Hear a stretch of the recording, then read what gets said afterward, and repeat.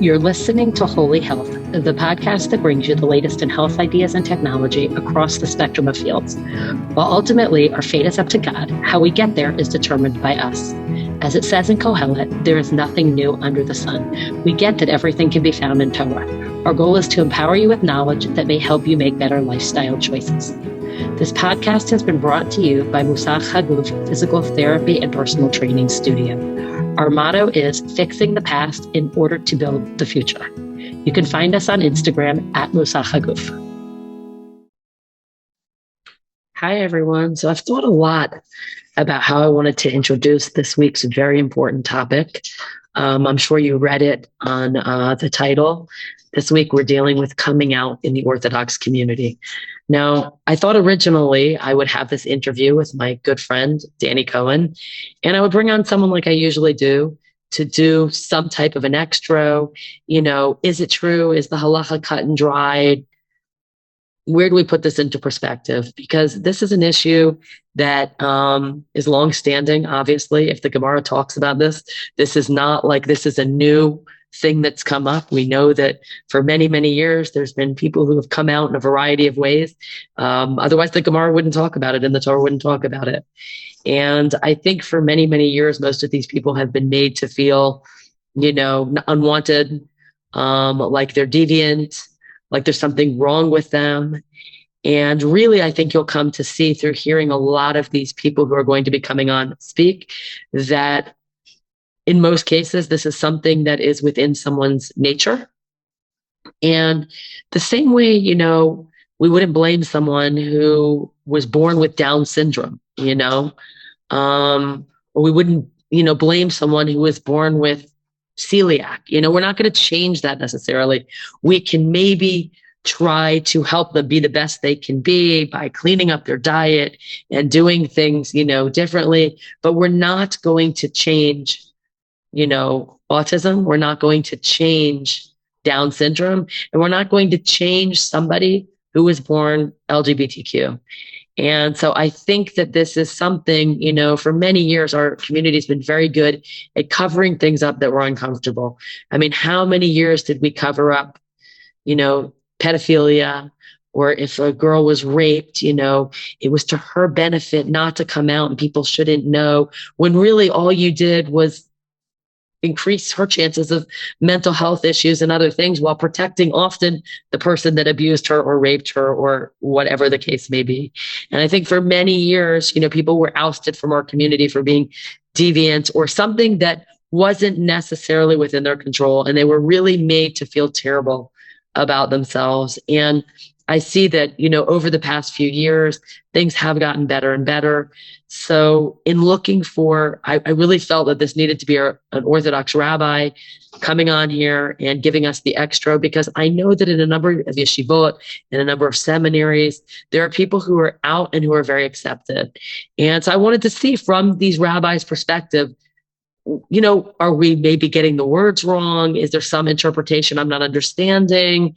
What should we be doing? I think it's a really important subject to tackle head on. Now, I received such a great response when in looking for one rabbi that I actually interviewed 3 different rabbis and someone who is one of the original founders of the Eshel organization in New York, which is there to help support LGBTQ people from the Orthodox community, to support their families as well.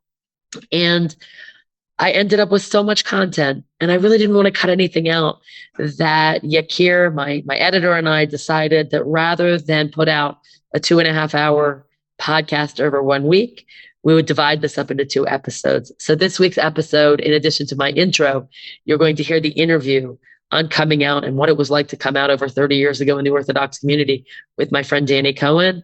And next week, you will hear from a variety of other people who are kind enough to speak to me, to share their feelings with me. And, so we really can get a better handle on this.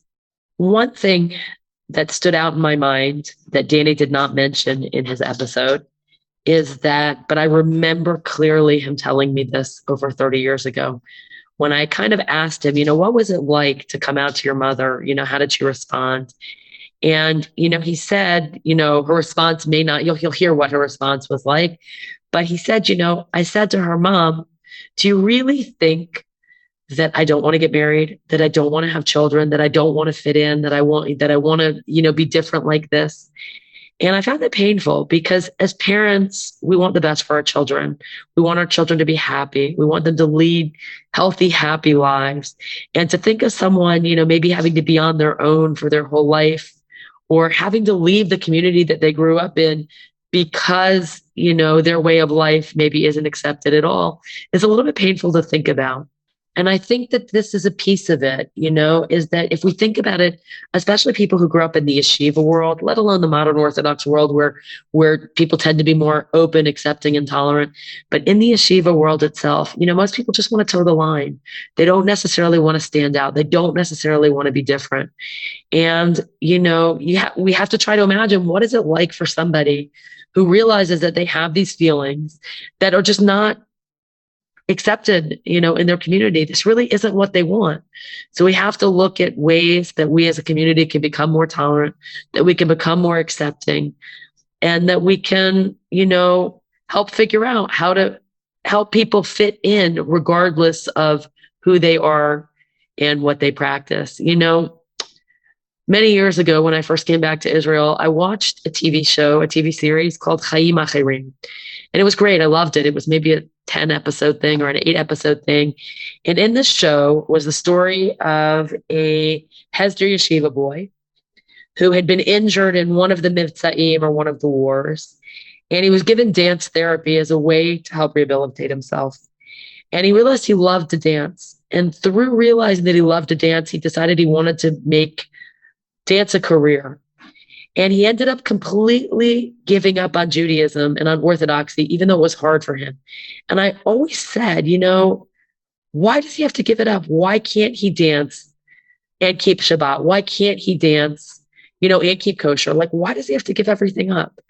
And I feel it's the same in this situation, just because somebody may be over on this transgression, it doesn't mean that he should throw everything out. I think that in life, we're all doing the best we can, and that's what we should be doing. And, and when someone in the Jewish community dies, the first thing we say is Baruch Dayan Ha'emet. Blessed is the true judge.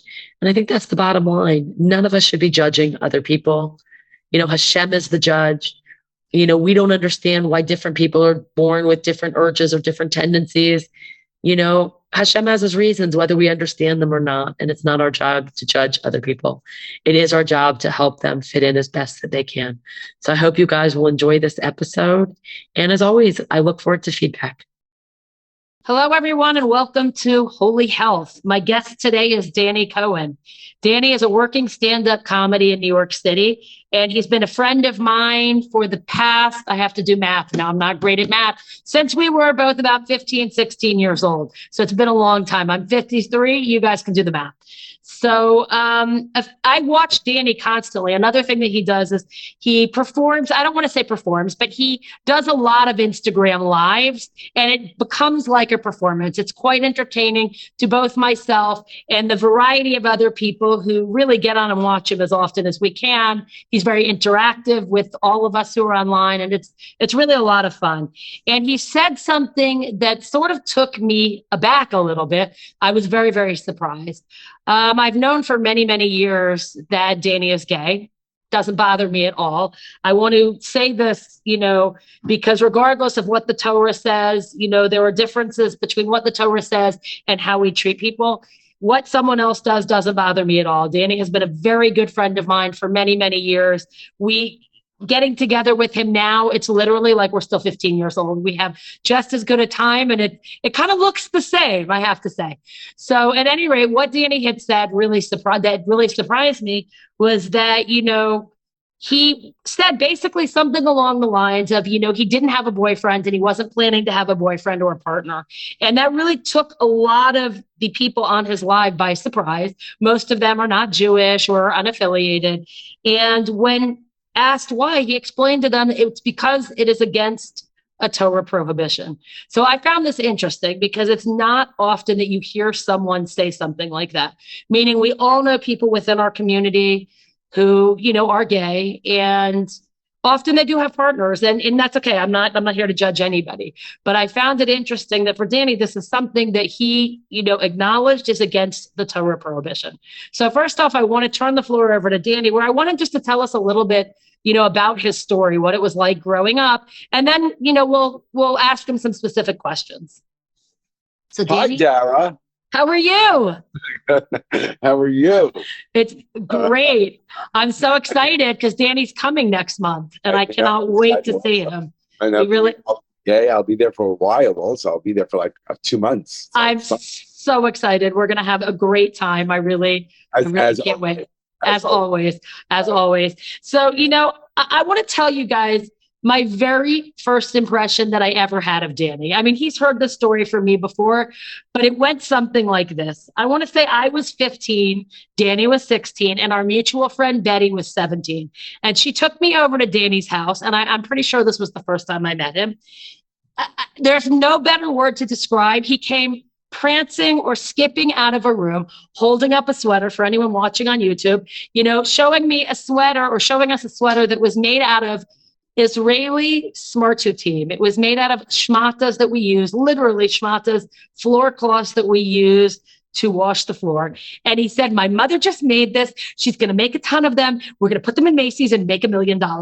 And that's my first remembrance of him. So so many years later, Danny, who Danny is, and he is hilariously funny. We always had a great time together. But, when I found out, I'm going to say it was probably 10 or 12 years later that Danny was gay. I wasn't surprised in the least. I didn't care at all. It didn't bother me in the slightest. And let me tell you, the Smart Tooth sweatshirt took off. I mean, I never created it, but cut to 3 years later, They were everywhere. Everywhere from Mexico. I think they were called drug rugs or Bajas. Right. It's Bah. It's this cut. It's a boxy cut. It's got 2 pockets in the front. It's got a hoodie, and it's Smart 2 material. And I'm like, yeah, I knew it was going to happen. It was just a matter of someone really doing it, and whatever. Blah blah blah. I know it's like all is the story of our lives. And Danny will get into a little bit more. He actually has a lot of experience in the fashion world as well. And I think he'll tell us a little bit about that. He's always been forward thinking. He's always been a good dresser, always been ahead of his time. But I want to just get a little bit, Danny, about your story and your background. And, what was it like growing up? And did you know that you were gay or, I always knew I was gay. I don't know how or when it started, but even as a young kid, I felt more of an attraction, but you're not sexual when you're young, so it's not really sexually attraction. There's just an attraction towards being with men, for me anyway. That's when I was younger. Then as I got older and sexuality took place, then it turned sexual, which is very interesting because what was almost like an affinity turned into something sexual. So I don't know, whatever that means. That's how so I always knew I was gay. And it was weird because I went to an old boys yeshiva. I went to yeshiva. I grew up Orthodox, first modern Orthodox when I was younger. But as I got older and went into high school, my family became black hat, and now they're completely Haredi. My sister isn't; she's young Israel, but my 2 brothers and my mom are Haredi, and they live in Har Nof.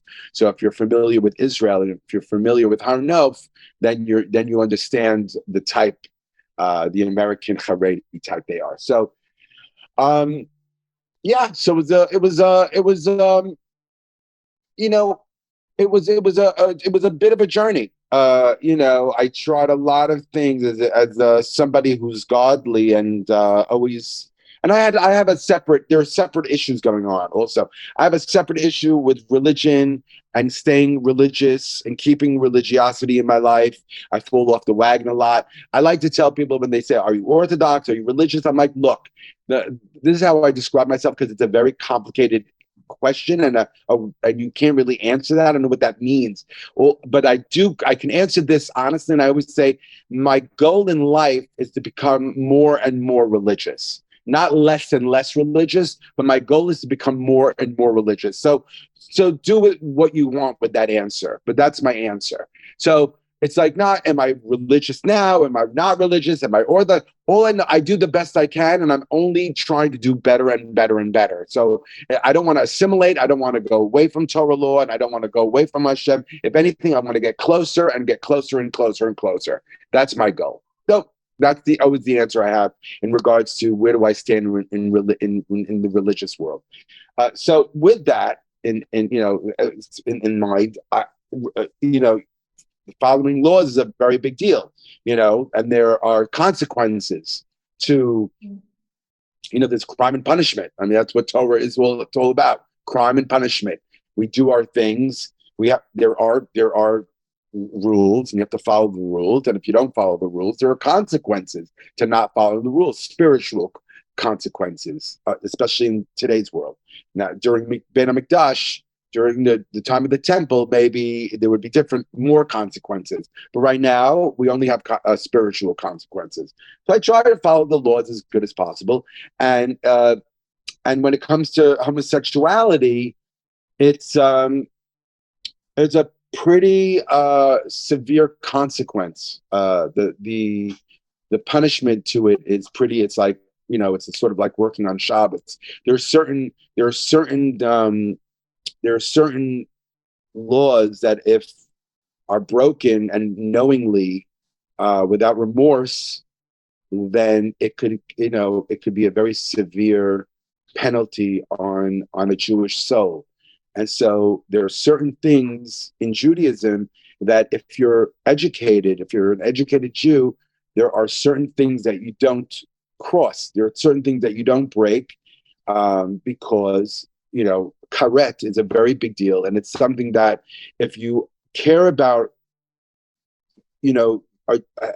a Jewish soul, if you understand, if somehow you're enlightened in your heart about Judaism, and you understand what your soul is, who you are, Judaism, all of it, then you'll be careful to watch.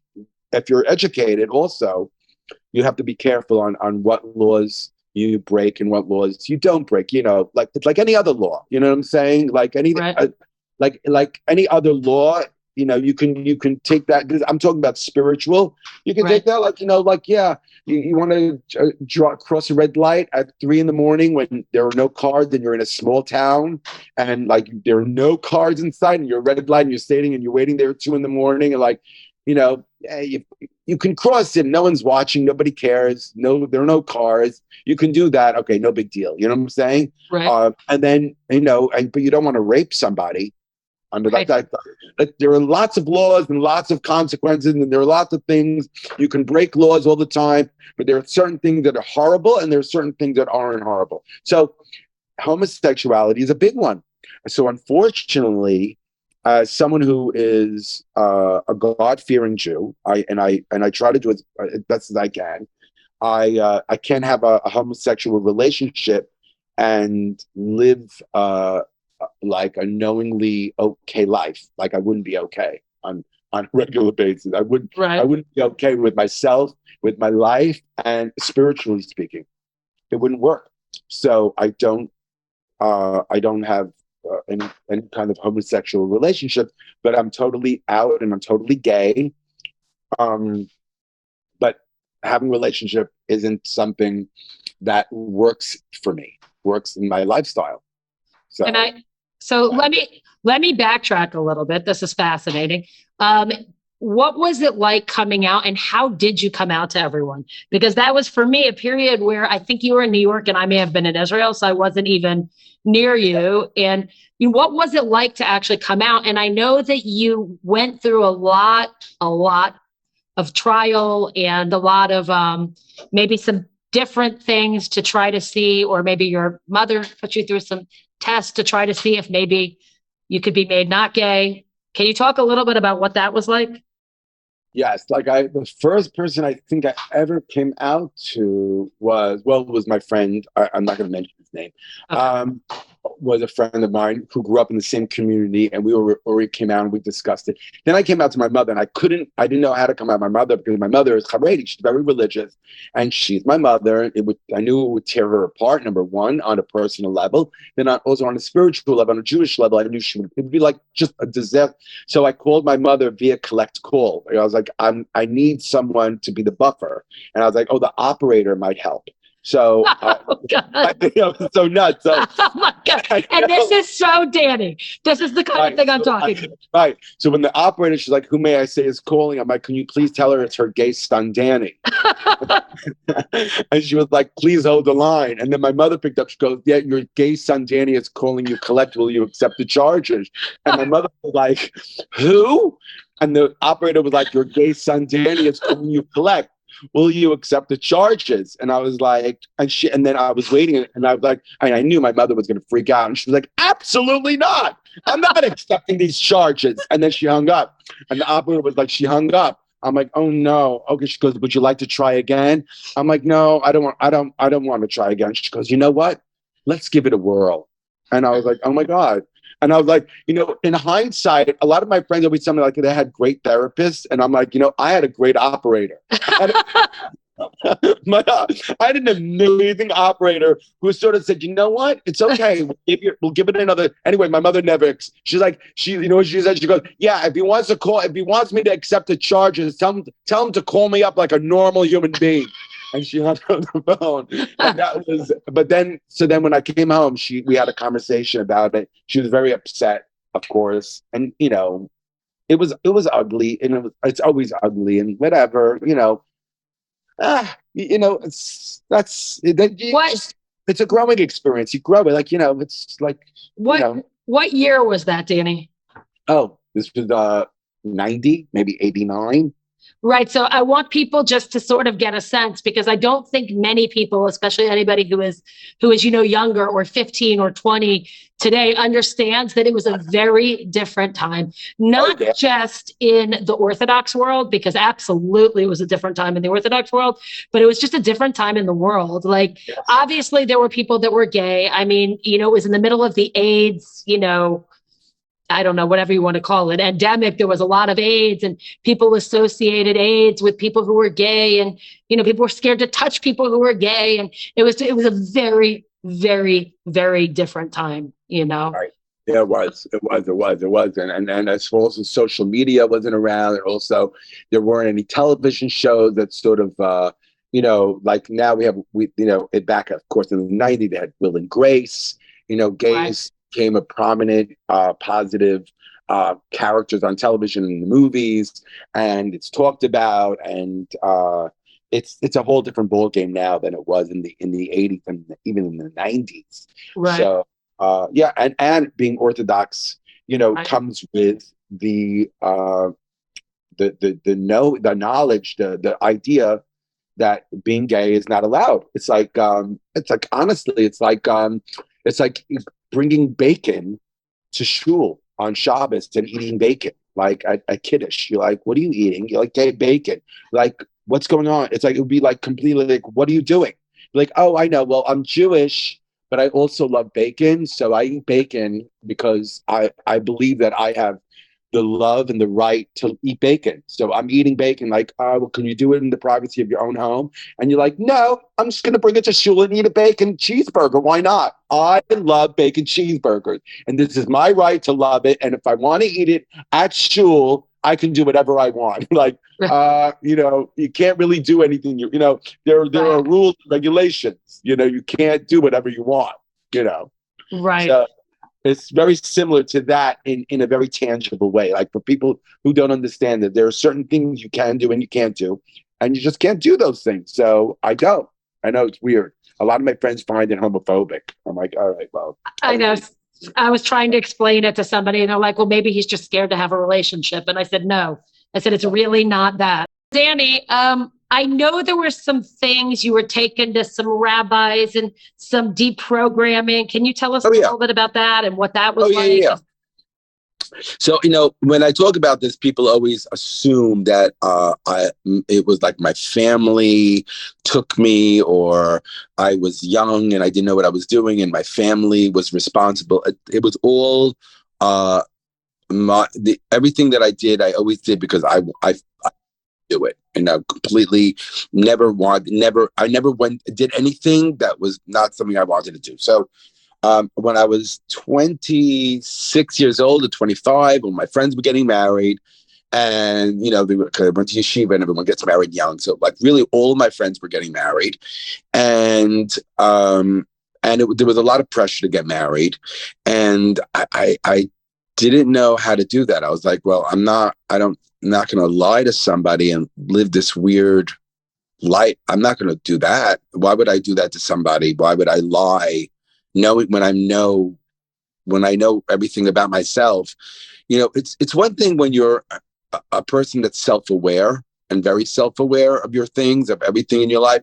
Then many people are not self-aware. They're just really, it's a quality of a person to be aware or aware and not aware. I know a lot of people that are just not aware of of their reality. Like I know a lot of fat people that think they're thin, and I know a lot of thin people that think they're fat. And it's a funny thing, you talking to them like that, they don't really have a sense. And that's just a little example. It's just people really are not aware of who they are. I don't know, of like their reality. And I've always been somebody that sort of likes to check in with myself, and I like to know. I try to do the best I can with being very self-aware and being, acknowledging how I speak, how I act, all of it, how I, live my life, everything. So I was like, how am I going to marry somebody? And what am I going to lie to somebody? And then I had a couple of friends who actually did that. They were gay and they got married, and they're still married until, one of them got divorced. I don't know what he's doing with his life. And then two others are still married.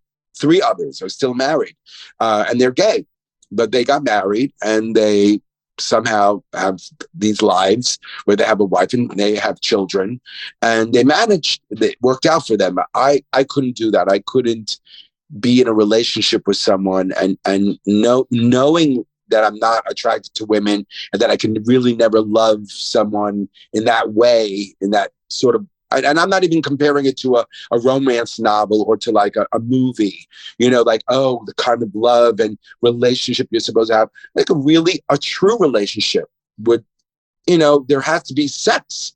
Sex is a very big part of marriage. You know what I'm saying? It's a very big part. It's not all of marriage, but it's a very big part of marriage. And if you're not interested in having sex with your wife, that's a problem. That's a very big problem. Right. I mean, the other stuff isn't a problem. I can have a great relationship with a woman and have, but sexually, no, I'm not. I have zero interest in having sex with women. Zero. I'm not at all attracted. If anything, I wouldn't want to be near it's not, even that means that it's like a little bit of a turn off. Like, sort of like a heterosexual man would be like having sex with a man. That's disgusting. I'm like, right. I know I feel the same way about women. It's not like, sexually speaking. Right. Yeah. So, so I was like, I don't know. So then I told this to my mother, and I already came out to my mom when I was 21. So this is like 5 years later, and she's like, still, she forgot that I was gay. And my mother, until today, she doesn't understand gay. She doesn't really put it she doesn't understand that. She like, Danny, you're 54. You still have time to get married. You have to find a nice girl. Like till today, we have those conversations. And I'm like, I'm looking, like I play. At this point, I just agree with everything my mother said. Like it's just so psycho at this point.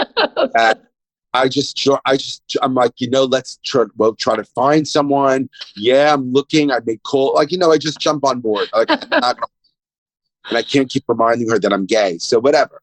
Because it comes to a point where you can't fight with your family, with your mother and your father anymore. Yeah. Just it's okay. Everything's gonna be okay. It's just like, and just do your own thing. And also, getting high is really very helpful, because when I visit my mom, I'm pretty much stoned at this point. all the time. And it's like the greatest thing, like discovering marijuana later. And this didn't happen until like I was 45 years old. I mean, yes, I tried it when I was young, once here and there, but really to be like for daily use. Now I'm high when I go to Israel and I spend time with my family. I'm high 24/7 all the time. Like I'm high. I'm high in Israel all the time now, and it's really improved my relationship with everybody in my family. Like, I should have gotten high when I was in my 30s. Anyway, so that helps.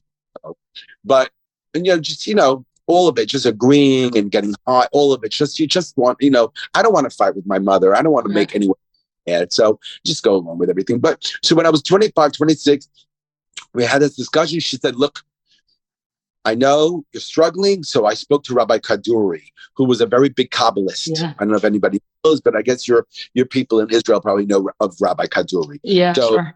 Brother was his chauffeur and would drive him every morning to the kotel. So my mother spoke to my brother. My brother spoke to Rabbi Kaduri, have him come in, and we're going to give him and I spoke, and then he hooked me up with this guy, Rabbi Darzi, who was one of Rabbi Kaduri's students. Rabbi Kaduri introduced me to Rabbi Darzi. Rabbi Darzi took me in, and I had to go what felt like it was a 7-day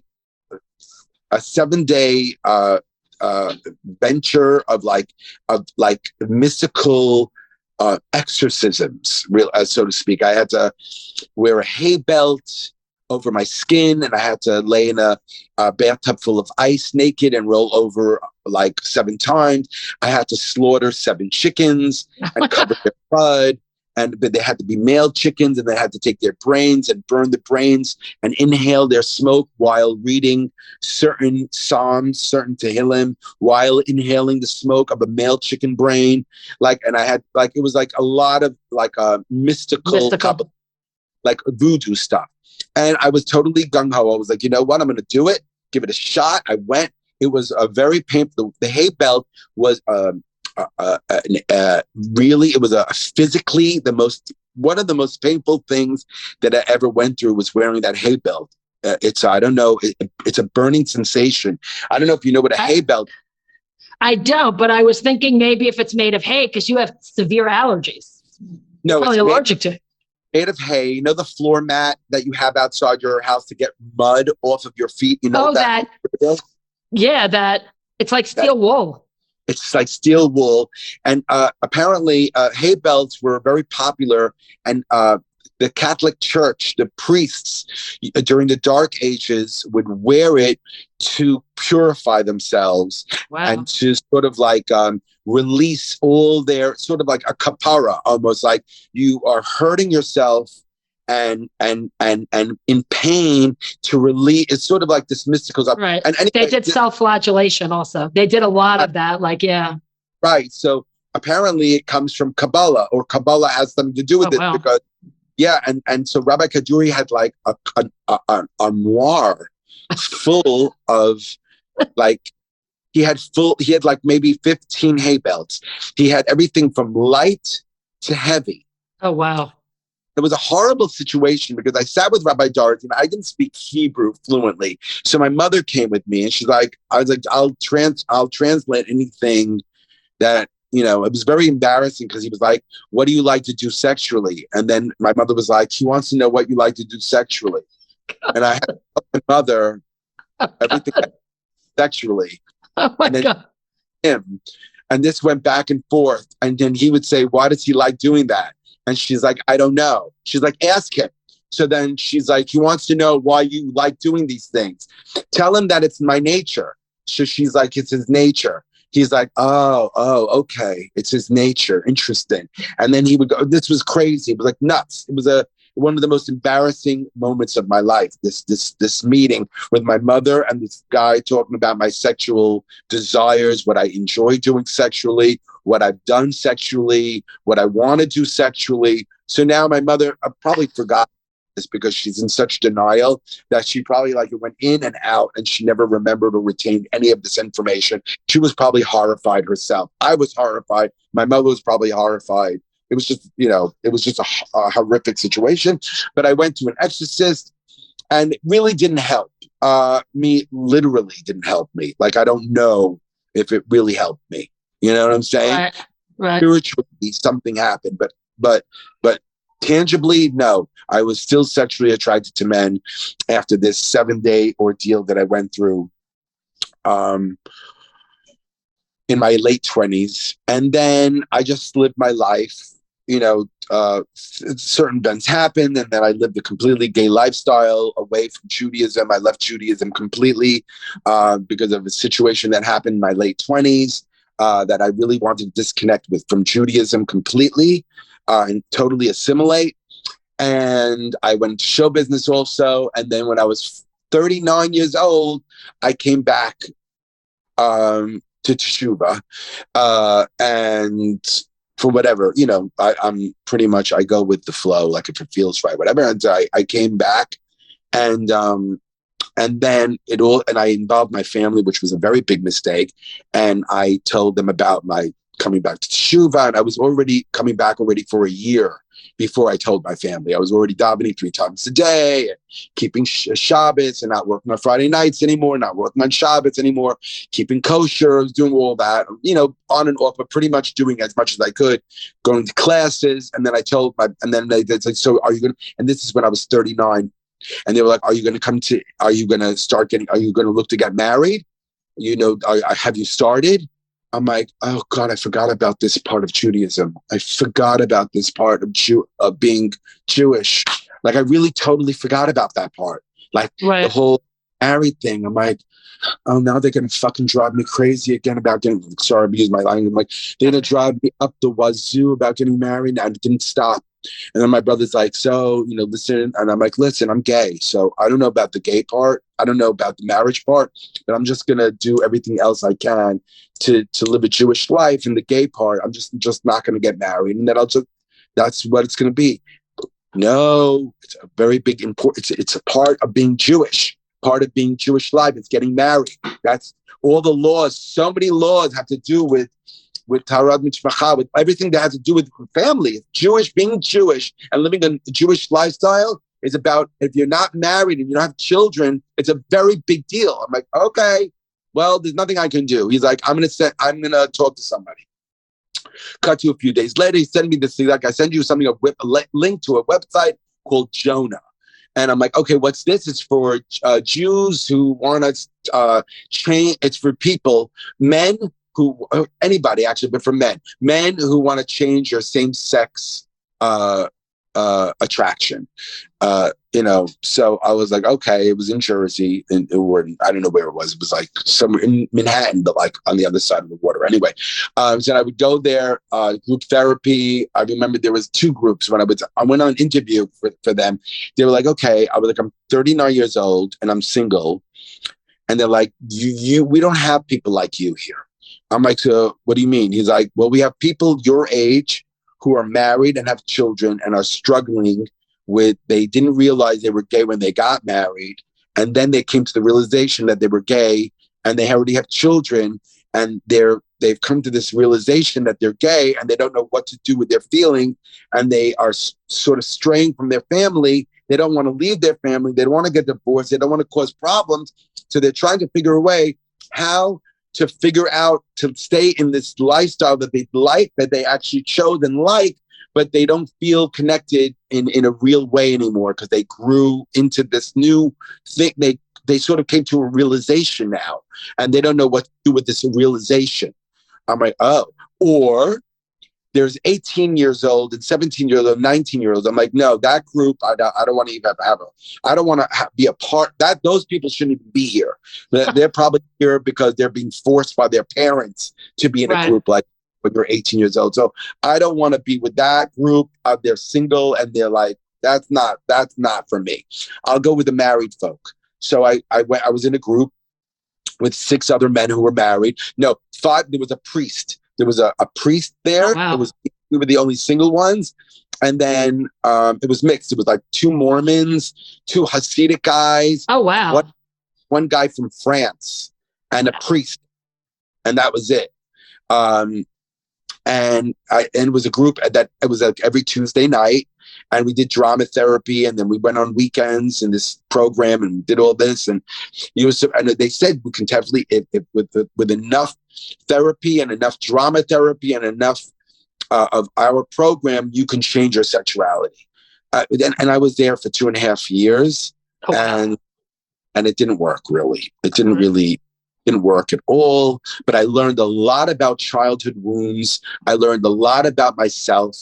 So, I walked away with a lot, but I didn't walk away with what I wanted, which was to somehow find it in me to find some sort of way to be attracted to women, so I can have at least a fair relationship with someone who deserves to be loved by someone who loves them. I don't want to be in a relationship with someone. And my brother, and they were like, and people would say, you don't have to marry for love. Just marry. You can lie to her. I'm like, why would I lie? Why would I lie? Why would I do that? Why would I do that? What kind of life is that? Like, why would I want to do that? They're like, because you don't have to tell your wife everything. You don't have to tell her everything. I'm like, I don't understand. I don't live by those rules. I mean, I know.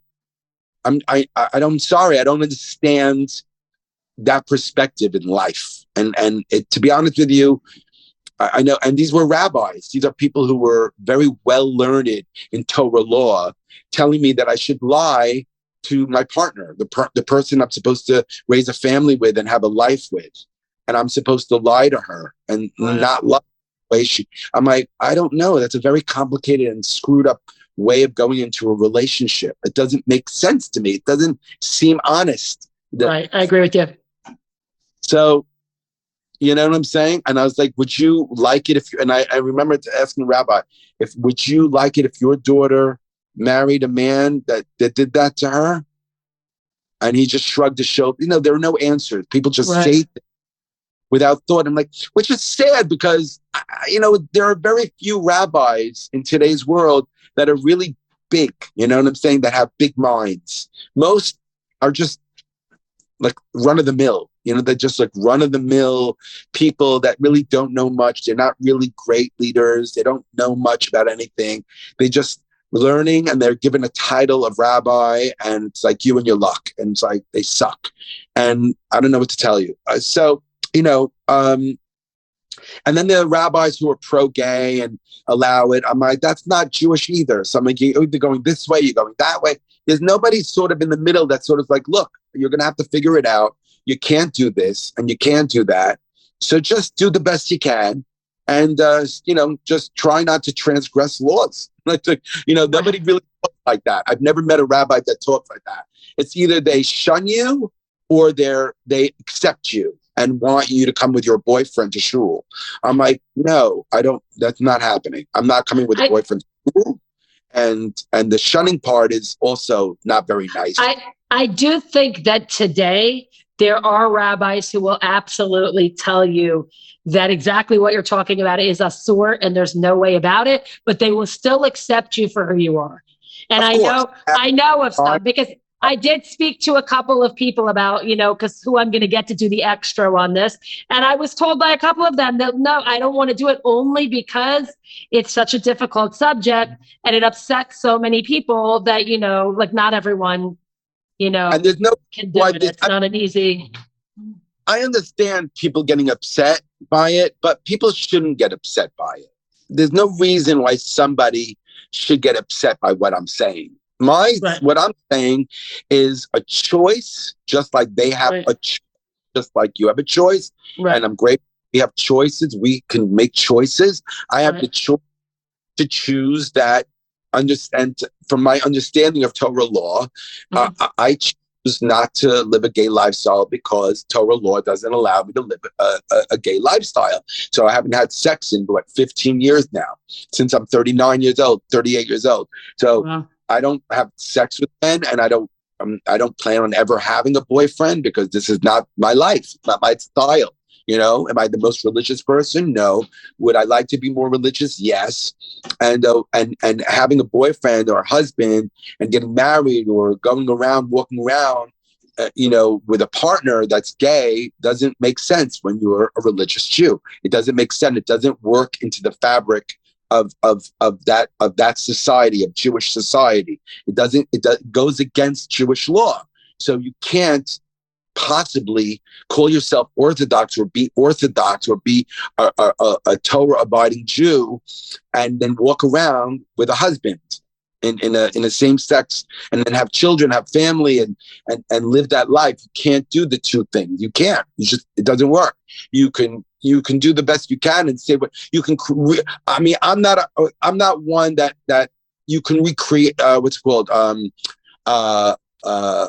What is that kind of Jew that they Reconstructionist, maybe? Reconstructionist, yeah, reconstruction. I'm not a reconstructionist Jew, but there are Jews who are Orthodox who reconstruct it to fit their life, their lifestyle. But that goes against, to me, from what I learned in yeshiva, that goes against Torah law. You don't reconstruct Torah law to fit your lifestyle. You have to bend your nature to fit into Torah law. That's what Torah law is. You bend your nature to fit into Torah law, to fit into a Torah lifestyle. You don't change Torah law to fit your lifestyle. You're not, it's because it's divine law. So it would be kind of, gutsy to change divine law. If you believe in Torah law to begin with, then you understand divine law. We don't get to change the laws, and we're not Donim and Gaonim. Like, we know those days are over. We don't get to change laws, or to sort of edict. I mean, we could, if there's a group of rabbis, maybe. There are situations in the world where many rabbis will get together and make sort of like a gezerah. They change something, right? And they fix it so that it works with the modern day community, because so many of the Jews are hurting or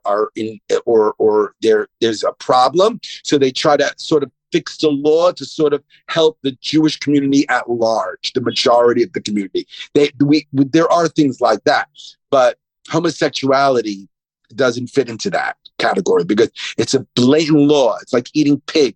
There's no way around it. You can't say, well, it's something I love. It's not, you can't eat pig.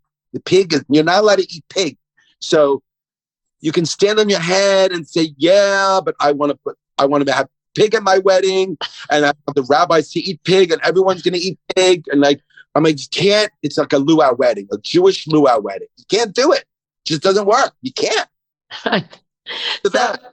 So I have a question. I think today it's a little bit different because obviously the laws for men and women, are different. So, it is okay, or there is, it is more accepted and okay for two women to get married.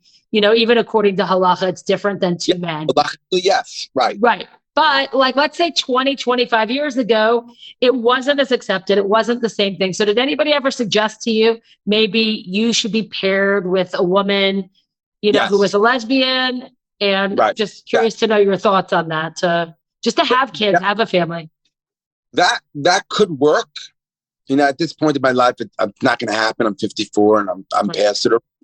But it could have happened if I was in my 20s and if I was able to find that person. I think it would have been, I would have been okay with it. Right. I don't know if she would have been okay with it, but I would have been okay with it. Well, I think it was different then. So both people would have been going in with their eyes open, as opposed to you're talking about lying to somebody to, you know what I mean? Which I think. I mean, I don't know how healthy of a relationship that is. And I don't know about the two particular people that are going in this together. They both have to be very special people and have a special bond. And if they can have that special bond and understand the greater purpose for this relationship, then it could work. But both people have to be on a very high level of understanding, of awareness, that has to be played by, because I know a few couples that did this and it did not work. Oh, really? Were they? Did they have children, and did they get married before they had children? He was gay, she was gay. They're like Hasidish, they're like ultra Orthodox, and some were black. Couple are black. I know 3 couples, and they're all split up. because they're not on a, it didn't work. It didn't, like, theoretically it could work, but it has to work on so many other levels, because even with normal relationships are difficult. You know what I'm saying? A Right. normal, like, a normal Yeah, for relationship. sure. Listen, Right, I'm divorced, not every right, relationship right, works, right. It's very, and everyone knows, everyone in a relationship knows that you have to work on your relationship. There's a Right. lot of, there's a lot of, it's like you want to kill your partner sometimes. It's just like, it's a lot of work. Many relationships, most relationships. So you have to do that. And then so that's added to this whole idea of finding someone that you're really not sexually attracted to, but you get together for the sake of children only, and for the sake of God. So it's hard to remember God on a regular basis these days. That's a very big problem we have in society. God's in hiding. He's not he's not among us like he was 1,000 years ago. So you have to always remind yourself to have faith. And faith is a big deal these days, because it's like God's not around. We don't see miracles on a regular basis. It's like I understand an atheist. I can totally, God is not, there's no such thing as God. You know what I'm saying? You really have to, there has to be a fire in you. This weird, explainable faith in you that understands and connects yourself with God. That's the only thing that you can't prove that God exists. We don't know God. God is not here. There are no crazy miracles happening. Everyone point to science and say science this, science that. So it's very normal not to be attached to God. And I'm so grateful and blessed that I have a fire in me, and that I'm connected to God in some weird way. And I don't know why or how, but it's what really makes me happy on a regular basis. I'm so grateful that I have this connection with a higher power. And that's just me. So that's how I look at my life and live my life. So that with that, I'm gonna, even though there's another question I definitely want to ask you afterwards, but I do always ask people what spirituality means to them. So you may have given me your answer already, but is there anything that you would add, into what does spirituality mean to you? It's a weird thing, spirituality. Spirituality that would be the answer. It's this weird connection that I have with God and with Jewish law. I don't know. I don't understand it. I don't understand faith. I can't explain it. It's just I feel a connection. I believe in it. And deeply, and I feel like it's everything in my life. Like I feel like it's everything. It's everything in my.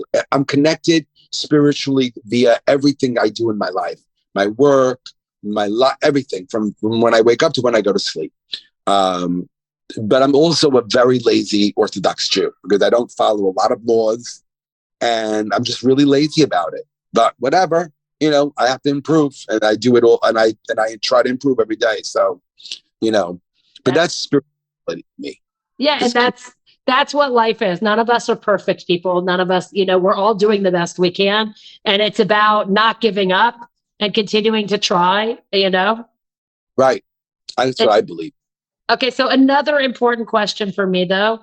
What would you say to an 18-year-old or a 15-year-old or a 16-year-old? Do you have any advice to give to someone thinking of coming out? Like, is there any, I know. I a really good friend of mine called me the other day.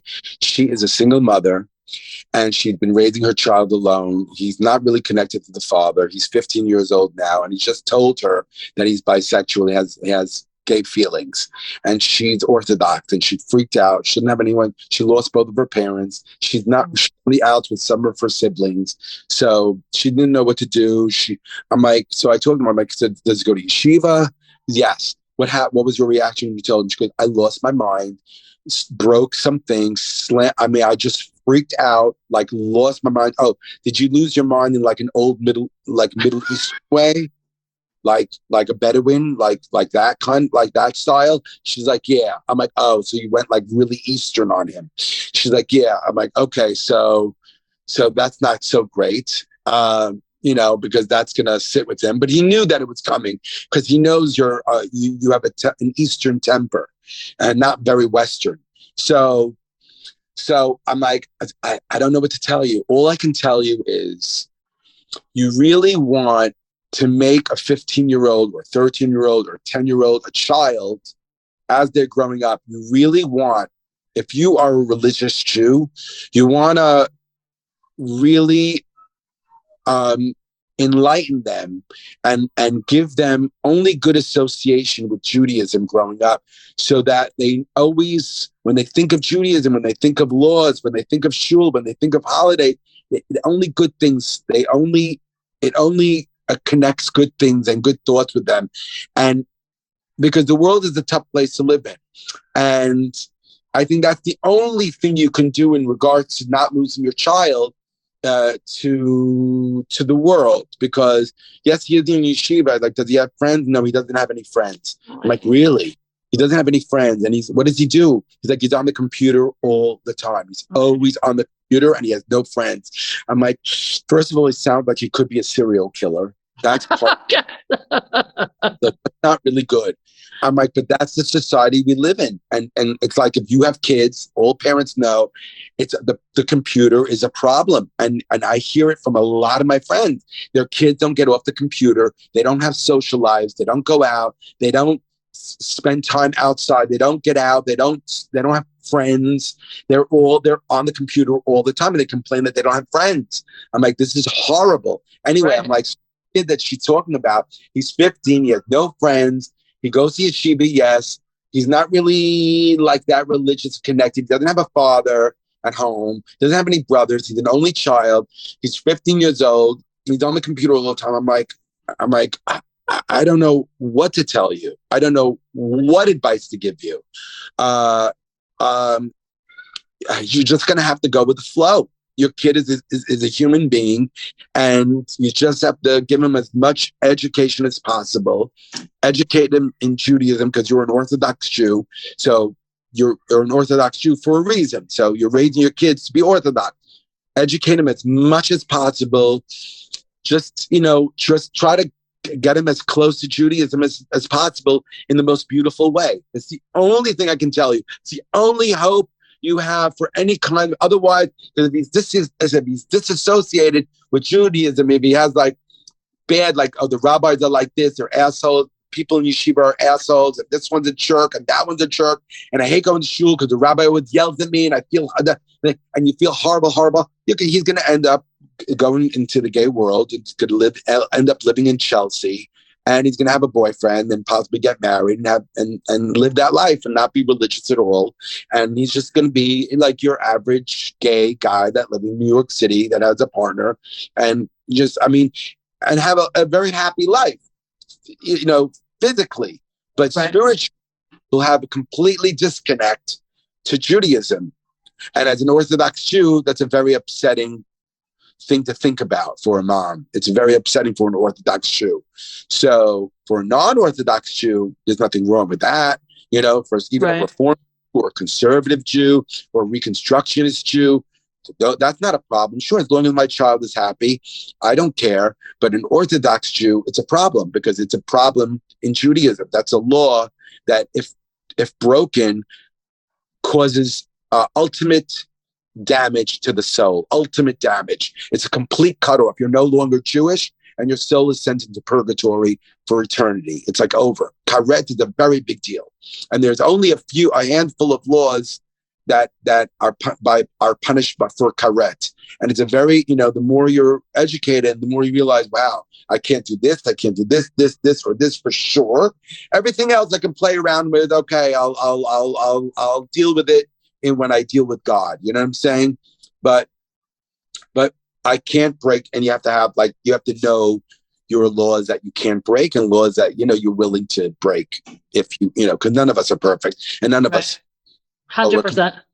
And so you just have to do things in accordance. I don't, that's all I have to say. I don't even know if that any of this makes sense. No, it does. I mean, well, I do have another question on that end. Do you think, like, I sort of, and again, people who hear this may want to ream me, and, because the way the world is today, and I have zero issue, and I have zero issue. I feel like today there is so much more homosexuality, lesbianism, whatever it is, not just because people really feel that way, but because many people, it's sort of like such an accepted thing that it's like, if you're not part of it, then it means you're homophobic. And meaning someone like you, 1000%, you are gay from birth. It is who you are. And I think that there are definitely people like that. But I just see that I feel like to me, it seems like so many more people, not just because 200 years ago it wasn't accepted and they would kill you, but right. I really think that there's something to it's culturally preferable. Well, look, we learned in Torah law, it's discussed. So it's something that does exist. Right. There's nowhere in Torah law where it says you can't eat dog shit, because a human being wouldn't eat dog shit. It's not, you do it. So there's no law. What bracha do you say if you're eating dog shit? There's no bracha, because a human being, you would have to be out of your mind. You would have to be completely mentally ill if you ate dog shit. And if you thought to make a bracha on dog shit. Right. Human beings don't eat dog shit. So it's not something to discuss. But homosexuality is almost a natural thing, but it's also not allowed. So it's discussed. It's a law that you can't have, homosexual relations. And because it's written in the Torah, we come to the conclusion that it does exist, and it's something that is of the norm. Right. Maybe not majority wise, but it does exist. And so that, and Torah law proves it. So that's part one. And then part two is, I feel like, nurture versus nature is something you're born with. I don't really know for sure. I don't think anyone really knows. It's not proven. And then people will tell you that it is proven, but those people are uneducated, and it really isn't proven. Because science changes all the time, and it was proven, then it wasn't proven, then it was, then it wasn't, then it was, then it wasn't. And I personally feel, from my own experience about me, I feel like you're born with a disposition, a disposition, and with nurture, your nurture and your disposition mixed, it turns you into the person you are, which goes on everything, on every level, with anyone and everyone, with women, with men, homosexuality, heterosexuality, being a rapist, being a murderer. It all has to do with the disposition of a human being, of the way a baby is born with a special neshama, a unique neshama, and a unique disposition, a personality. And then your nurture plays a big part from when you're young and as you're growing. And it depends. It's like a mix. It's like a mixing those two ideas, and it turns you into who you are.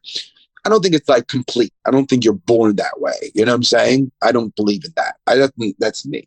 So, but in today's society, it's so accepted. And then there's genders now, and that's accepted. It's a much more complicated world. I mean, in Roman times, being gay was a very popular thing. It was very trendy. It's known. The Romans had gays, and it was gay right before the crash of the empire. But for many years, being gay was very accepted in the Roman time. I'm sure there was a lot of homophobia also and everything, but it was known that gays. But I don't know. It's throughout history. I don't know what I forgot what I was saying. I'll tell you. So you brought up an important point about nature versus nurture. Has anybody suggested, or do you think the fact that you grew up without a father, your father passed away when you were really young, that had anything to do? For sure. Your mom's a strong woman. Yeah, I know a lot of kids who grew up without fathers who are not gay. Right, for sure. So it's not necessarily that. Again, that's why it's a mix of a disposition and nurture. So, they may have had a different disposition, and not having a father worked this way for them or went that way for them. You know what I'm saying? For me, my disposition and not having a father somehow I think are connected. And I am who I am because of being the youngest in my family, having a very strong mother who's very religious, and not having a father, and being my personality type.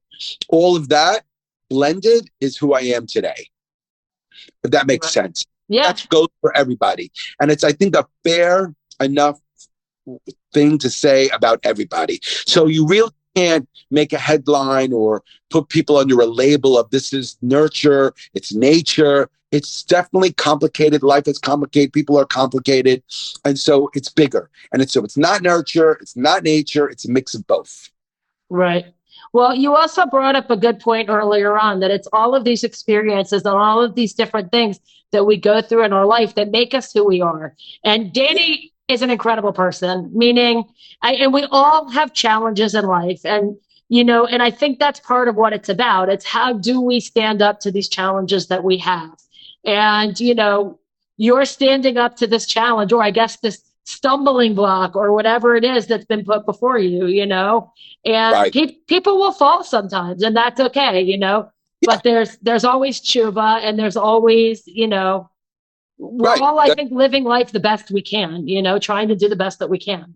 Right. I mean, I think an important question to ask yourself when you're an Orthodox Jew is, do I want to be a better Jew? And is my goal to be more religious, or is my goal in life to be less religious? Do I want to leave, or where's my direction? Where am I going?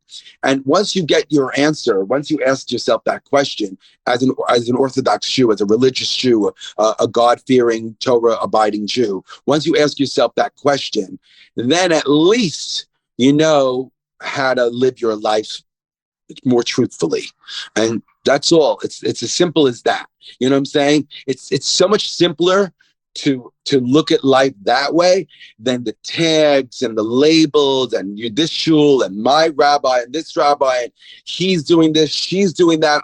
It's like, oh my God, just do the best you can and if you're a Torah abiding Jew that believes and that it's God-fearing and you believe in Orthodox Judaism, and I title it Orthodox because that's what we know as the religious way, the Torah. Then the best way to do it is to ask yourself which direction you want to go in. Do you want to stay where you are? Do you want to improve, or do you want to go away? And that's it. I want to. I'm the kind I want to improve spiritually. Constantly, always. Yeah. It's always on my mind. I wake up with it and I go to sleep with it. And I'm always trying to get to a better place spiritually and religiously. That's just me. It's amazing. Right. But, for an Orthodox Jew, it's amazing. For an atheist, I'm a freak. Oh, no. I was talking to this woman who owns Balabusta. She's a chef. It's a very big restaurant. She has cookbooks. She's a huge viral success. And she dabbled in comedy, and she saw me. I was performing, and I went on before her, and I did a great job. And she came up, she goes, "Oh my God, you're my new favorite comic." And I'm like, "And you're Jewish, and your family lives in Israel." And so afterwards, we had dinner, and we were talking. She's a famous chef in New York. And she goes, "Do you have a boyfriend?" I'm like, No. I lean on Orthodox Judaism, so I don't really live that lifestyle. I don't really do that. She goes, "Oh no, they got to you." I'm like, "They got to me," she said. I'm like, "Yeah, I guess they did. They got to me. The people, my father's father and the father before him and his father before him. And we've been carrying these Torah laws for centuries, and yeah, those people, they got to me. So I wish I had children so I can get to them, but I don't have, but but yes, they did get to me. So it's funny, some people, right. Tell them your truth and how you're living your life. And it's unacceptable. It's unacceptable. It's homophobic. It's transphobic. It's anyphobic. And you have a lot of self-hate. You need to find the love in yourself, blah, blah, blah, blah, blah. And then you go into the Jewish world, and then they're like, "What do you mean you're gay? Shame on you. Be gay. Leave this community. You'll never be accepted in shul." And you're like, okay, so The outside world doesn't love me. The Jewish world doesn't love me. Where am I going? Where am I going? And now it's you and your luck. And then you try to find these alternative groups of Orthodox Jews that are proud to be gay, and they're all having sex with each other. I'm like, that's not my group. And then you look for this group, and you realize that there are no groups that for people like me. It's very rare because it's very hard for human beings to live without love. It's very it is. Right. So when I compare it to like eating bacon, people get very angry. Also, they're like, excuse me, you're talking about your life versus bacon. I'm like, excuse me, both are laws of Torah law. You can't eat bacon and you can't have sex with men. Both are the same thing. The punishments are different punishments, but you can't do that and you can't do that. You can't do a lot of things. You can't, right. You can't choose. You can't do a lot of things in Judaism. Right. So don't pretend like you can do them and and God will be okay with you. God's not going to be okay with you. And people hate that. How do you know how God is going to react? How do you know God loves you no matter what? I'm like, yes, but you still have to follow God's laws. There are laws. You can't be an Orthodox Jew and then say God's going to love me no matter what and then do whatever the hell you want. That's not Torah. That's not Torah living. That's not the way it goes. So it's very hard to explain to people that aren't educated in Judaism, this concept. It's very upsetting and very hard for people to understand. But like I said, I always say, look, you have your choices. I have my choices. Right. This is my life. And it might be difficult. It might be challenging. But at the end of the day, I'm trying to become more and more religious. And that's the way it is. That's all. And that's it.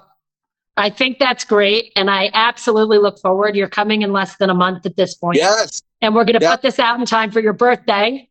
And we're going to celebrate your birthday together. And that's going to be super fun. I'm a gay pride baby. I was born June 24th. Always led June 24th or June 25th. There's always the gay pride parade in New York. So I've celebrated my birthday and gay pride every year since I was 21 years old. So. Right. So we're going to celebrate here in Israel when you get here.